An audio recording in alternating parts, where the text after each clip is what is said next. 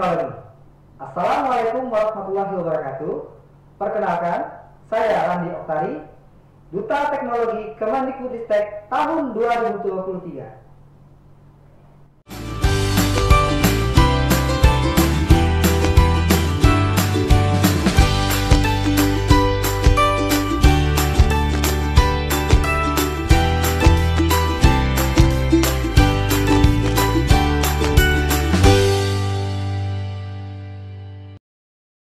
Dari Jalan KS Tugu nomor 10 Palembang, Suara Pendidikan Sumsel, milik kita semua. Assalamualaikum warahmatullahi wabarakatuh. Salam sejahtera untuk sahabat pendidikan dimanapun berada. Saat ini kita berjumpa kembali di Bincang Pendidikan bersama saya, Naila Ardelia, dan saat ini telah hadir bersama dengan kita Duta Teknologi 2023, ada Bapak Randi Oktari yang juga merupakan seorang guru bahasa Inggris SMA Negeri 1 Kisam Ilir, Oku Selatan. Selamat siang Bapak. Selamat siang Mbak Naila. Gimana Pak kabarnya hari ini? Alhamdulillah baik sekali. Alhamdulillah, semoga Bapak senantiasa sehat dan bahagia. Amin, amin ya Rabbal Kami Alamin. sebenarnya merasa terhormat sekali Bapak bisa meluangkan waktunya di sini di Bincang Pendidikan. Jadi kami pengen tanya-tanya, gimana sih Pak pengalamannya dari awal sekali nih pendaftaran Duta Teknologi 2023 sampai sekarang Bapak sudah menyandang gelar yang terhormat ini. Baiklah, terima kasih Mbak Naila atas pertanyaannya. Menjadi Duta Teknologi itu bukan suatu jabatan atau amanah yang begitu ya, tapi perjalanan awalnya itu dimulai dari rasa ingin tahu dan kemauan untuk terus mengembangkan diri. Sebagai seorang guru, kita harus beradaptasi dengan teknologi, yang itu beradaptasi dengan zaman ya, karena zaman sekarang zaman teknologi. Nah, kami yang di daerah itu tidak mau ketinggalan. Nah, waktu itu ada program pembatik. Awalnya saya terinspirasi dari rekan-rekan saya sama Kokapten Belajar.id. Waktu itu saya juga sekarang saya juga Kokapten Belajar.id Kabupaten Oku Selatan. Nah, salah satu atau dua orang dari rekan saya itu sudah jadi Duta Teknologi. Waktu itu namanya Rumah Belajar. Duta Rumah Belajar ya. Jadi ketika saya tanya apa sih itu Duta Teknologi atau Duta Rumah Belajar, akhirnya saya termotivasi. Waktu pertama ikut tahun 2022, tapi kemudian karena kesibukan saya tidak bisa dan juga tidak bisa menyelesaikannya, sehingga saya hanya bisa puas di posisi 5 besar. Kemudian saya tidak menyerah. Dan alhamdulillah di tahun 2023, alhamdulillah saya dengan kemauan juga ketekunan, akhirnya saya bisa meraihnya di tahun 2023. Ya, itu. Jadi sebenarnya di 2022 udah mencoba dan terhenti di 5 besar. Ya. Tapi masih tetap ada keinginan untuk mencoba lagi, dan alhamdulillah di 2023 dapat Duta Teknologi. Dapat selempang ini. Dapat selempangnya. Terus yang apa tadi? Kokapten itu apa Pak? Oh, itu Kokapten Belajar.id itu adalah juga sama mitranya Kemendikbudristek, yang setiap kabupatennya ada satu orang. Ya, dan satu provinsi itu ada satu kapten namanya. Jadi tugasnya adalah mau mendampingi para guru di kabupaten untuk ya terkait dengan akun Belajar.id, yang mana akun Belajar.id ini sekarang menjadi suatu alat yang sangat dibutuhkan oleh guru, akun Gmail gitu ya, yang namanya single sign on, yang bisa mengakses semua platform pendidikan hasil karya dari Kemendikbudristek, yang nantinya memudahkan dan mengefisiensi pekerjaan para guru dan juga sebagai sumber belajarnya para guru dan siswa. Oke, jadi kaptennya lah dari guru-guru ini ya? Iya, untuk mendampingi, untuk membimbing mereka untuk menggunakan dan memanfaatkan akun tersebut. Betul. Jadi perwakilan tiap daerah ada, tiap provinsi juga ada. Ya, betul. Nah, dari proses penyisihan itu pasti kan ada suatu hasil karya nih yang pastinya membawa Bapak sampai ke tahap ini gitu. Itu kalau boleh tahu seperti apa ceritanya? Baik, terima kasih. Jadi di pembatik itu ada tahapan atau level, jadi tidak langsung tiba-tiba jadi duta ya Mbak ya. Betul. Jadi ada namanya level tuh ada 5 level ya yang harus dilewatin, yang mana ketika kita tidak lulus di level itu sehingga kita terhenti gitu. Jadi ada seleksinya. Seleksi gugur. Ada pelatihan sekaligus seleksi. Jadi ada pelatihan, jadi kita mendapatkan sesuatu yang baru terkait teknologi dan pemanfaatannya gitu. Dan juga langsung ada seleksi ya. Jadi di level 1 itu disebut dengan level literasi. Nah, di level literasi itu kita membaca modul-modul yang disediakan, belajar mandiri melalui LMS, kemudian nanti ada ujian. Nah, di situ nanti sudah langsung bergerak yang namanya proses seleksi. Oke, udah sekaligus proses seleksi. Ya, betul. Kemudian ada level 2 ya, level 2 itu nanti membuat video pembelajaran. Tugas akhirnya. Nah, di situ juga nanti ada seleksi lagi di akhir prosesnya. Level 3 ada level kreasi. Nah, di sana di level kreasi itu membuat media pembelajaran atau juga membuat aplikasi. Nah, saat itu saya membuat media pembelajaran interaktif yang saya namakan berbatik mapan. Ya, itu pembelajaran berbasis TIK ya, yang ramah jaringan dan menyenangkan. Jadi saya membuat media pembelajaran dengan menggunakan aplikasi pihak ketiga ya, sehingga nantinya bisa digunakan untuk anak-anak belajar bahasa Inggris dan berbasis game. Oh, jadi ini game tapi sebenarnya ada pembelajaran. Iya, ada materinya, ada tujuan pembelajarannya dulu, karena di latihan soalnya itu game. Benar, jadi dia lebih menarik. Kalau soal yang ramah jaringan itu maksudnya gimana? Oh gitu. Jadi di ramah jaringan itu yang aplikasi atau media pembelajaran interaktif yang saya buat itu nantinya bisa digunakan walaupun tidak ada jaringan internet. Oh, bisa offline juga. Ya, betul. Karena kan kayak kita dari daerah yang mohon maaf jaringannya itu tidak stabil gitu. Dan juga internet listriknya juga tidak stabil. Sehingga itu jadi kendala guru-guru di sana untuk mengembangkan pembelajaran berbasis teknologi. Nah, jadi saya membuat suatu cara bagaimana guru-guru di daerah saya itu bisa tetap menggunakan teknologi walaupun tanpa jaringan internet, menginspirasi mereka.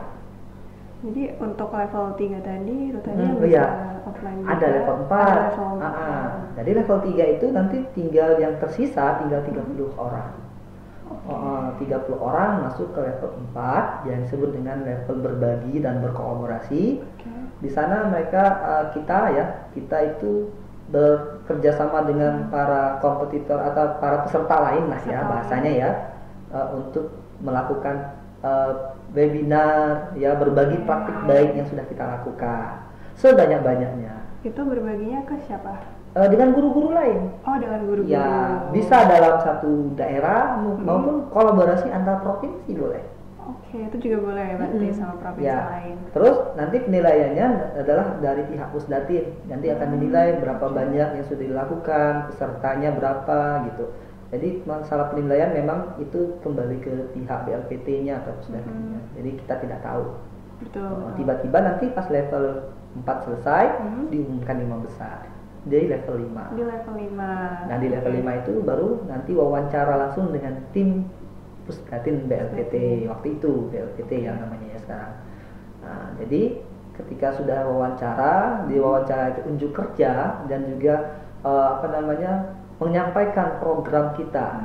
Setelah jadi duta kita mau ngapain? Oh, program kerjanya nanti gimana gitu. Setahun yang akan datang. Nah, setelah itu baru pengumuman gitu. Oke, kalau dari Bapak sendiri program kerjanya apa, Pak? Program kerjanya itu saya buat nama Inti Berkah dengan Pempek. Jadi memang dia itu mengambil kearifan lokal. Nah, jadi Inti Berkah itu inspirasi teknologi pembelajaran berbasis yang ramah jaringan dengan PMM dan teknologi. Jadi PMM itu platform Merdeka Mengajar yang saat ini digaungkan oleh Kemendikbudristek. Ya, betul. Jadi di situ program kerja saya ya tetap berbagi ya. Yang pertama pastinya berbagi praktik baik pembelajaran berbasis teknologi dengan para guru dan juga komunitas-komunitas belajar yang ada di daerah sendiri maupun juga di daerah di provinsi dan satu Indonesia ini. Dan juga ya tadi bisa membuat inovasi pembelajaran, ya kemudian menggunakannya di kelas dan mengimplementasikannya di kelas, di dalam kelas kita, dan membagikannya juga dengan teman-teman. Ya. Kalau dari Bapak sendiri prakteknya udah di mana aja nih Pak? Alhamdulillah Mbak, ya kita dilantik waktu itu di bulan November atau Desember, ya saya lupa, November kalau nggak salah. Nah, jadi setelah itu kita bermitra ya, audiensi dengan BG, Balai Guru Penggerak, dengan Dinas Provinsi, dengan BPMP, dan juga Dinas Pendidikan Kabupaten Daerah. Kemudian diajaklah kerjasama sama pihak-pihak terkait seperti itu untuk bekerjasama menjadi narasumber berbagi praktik baik. Contohnya di pelatihan, pemanfaatan TIK di Provinsi Sumsel yang dilaksanakan di BGP atau Balai Guru Penggerak Sumsel itu. Atau juga tentang webinar-webinar yang terkait platform teknologi juga sering secara daring. Jadi tidak hanya luring Mbak, tapi juga secara daring atau online. Ya. Jadi nggak terbatas di offline aja, online juga tetap bisa. Terus pastinya untuk kegiatan ini tuh butuh banget support. Pertama dari sekolah, karena Bapak kan seorang guru juga. Nah, jadi kalau dari sekolah Bapak sendiri gimana Pak? Alhamdulillah Mbak, dukungan dari lingkungan sekolah, terutama kepala sekolah sangat mensupport ya terkait kegiatan saya. Dari awal saya ikut pembatik, beliau memberikan izin, memberikan dukungan ya, dan memberikan ruang untuk saya berbagi di sekolah. Dan juga teman-teman rekan-rekan di sekolah maupun siswa-siswa saya sangat mendukung karena komentar dari siswa saya juga dengan pembelajaran yang Bapak bawa sekarang, teknologi itu sangat kekinian, kan tidak membosankan gitu. Dengan menggunakan gawai, bahkan mereka mempunyai komentar kapan bawa HP lagi, kapan bawa gawai lagi, biar bisa belajar sambil menggunakan handphone ya gitu. Jadi menyesuaikan lah, apalagi sekarang tuh kalau SMA berarti zamannya Gen Z ya. Jadi menyesuaikan sama pola mereka juga. Dan selain itu sebenarnya bisa dibilang mengharumkan nama sekolah juga Pak. Alhamdulillah Mbak. Jadi selain nama sekolah, nama orang tua pastinya, kemudian nama daerah kita Kabupaten Maluku Selatan. Mana sih kalau waktu pelantikan yang di Jakarta itu banyak disaksikan oleh menteri juga, walaupun secara online ya, dan juga Dirjen GTK secara online dan sebagainya itu mereka bertanya-tanya di mana sih Maluku Selatan gitu kan. Karena kabupaten di Sumsel. Iya, yang orang kenal kan dari Sumsel mungkin cuma Palembang ya. Palembang aja. Dan juga jembatan Amperanya yang sangat ikonik ya Mbak ya. Alhamdulillah dengan adanya kita jadi duta teknologi, orang jadi tahu bahwa ada kabupaten yang bernama Kabupaten Maluku Selatan gitu. Bisa yang terkenal dengan Danau Ranaunya. Oh iya, betul ada Danau Ranau di situ. Jadi bisa jadi representasi dari Maluku Selatan sendiri, memperkenalkan Maluku Selatan. Bahkan ini yang saya pakai ini adalah khasnya Maluku Selatan. Oh, ini khas Maluku Selatan. Ya mungkin saya nggak pakai lengkap lah ya, karena pakai baju duta. Soalnya kalau kita tahu Tanjak tuh Sumsel pasti. Tapi ini khas lagi spesifik dari Maluku Selatan. Oh, mungkin motifnya namanya Kawai Kandu. Kawai Kandu. Itu khas dari sana. Iya betul.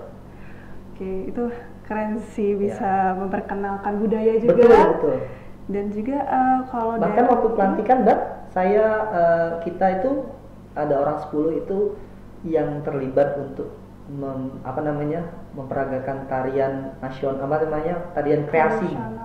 Kreasi. Dan waktu itu kami ber-10 yang dipilih, itu saya termasuk yang jadi nampil tarian. Keren sekali Pak. Dari 39 duta yang terpilih kan ada 39 waktu itu, 38 provinsi plus 1 provinsi sekolah luar negeri. Jadi duta sekolah Indonesia luar negeri. Nah, jadi cuma 10 waktu itu yang tampil sebagai pembukaan openingnya waktu pelantikan. 10 dari 39 gitu ya. Dan itu sangat amazing Pak, karena panggungnya yang sangat besar dan megah. Iya. Waktu itu campur aduk gugup pastinya ya, karena jadi sorotan dari banyak orang gitu. Betul. Jadi itu suatu pengalaman yang luar biasa Pak. Iya, betul sekali. Dan mengharumkan nama Sumsel juga, terutama Maluku Selatan dan sekolah SMA Negeri 1 Kisam Ilir Pak ya. Nah, itu tadi Bapak sudah cerita pengalaman Bapak, dan kedepannya nih harapan Bapak gimana sih untuk duta teknologi ini? Tahun 2024. 2024. Oh iya, siap. Ya. Jadi harapannya nanti akan lahir guru-guru duta teknologi yang baru gitu ya. Saya memberikan semangat pada Bapak Ibu guru khususnya di Provinsi Sumatera Selatan ya, di kabupaten-kabupaten kota untuk mengikuti program pembatik, Mbak.